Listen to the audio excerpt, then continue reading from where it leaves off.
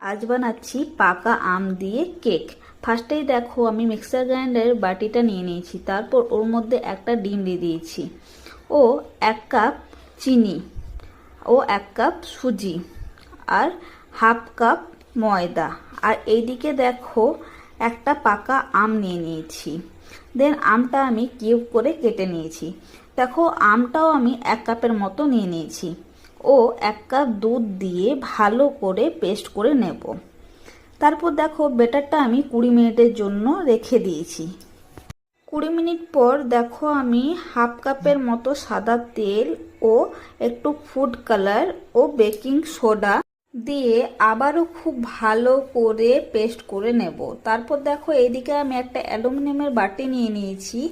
তারপর ভালো করে তেল ব্রাশ করে একটু ময়দা ছড়িয়ে তারপর পেস্ট করা ব্যাটারটা দিয়ে দিয়েছি। লাস্টে কিছুটা ড্রাই ফ্রুট দিয়ে ভালো করে সাজিয়ে নিয়েছি। এবার আমি ওভেনটাও প্রিহিট করতে দিয়েছিলাম। দেখো প্রিহিট হওয়ার পর দেখো কেকটাও আমি হতে দিয়ে দিয়েছি। দেখো আমার কেকটা কত সুন্দর ফুলে উঠেছে। দেখো কত সুন্দর আমার কেকটা হয়ে গেছে। এবার আমি ওভেন থেকে বের করে নেব। ব্যাস রেডি হয়ে গেল পাকা আম দিয়ে দুর্দান্ত একটা কেকের রেসিপি।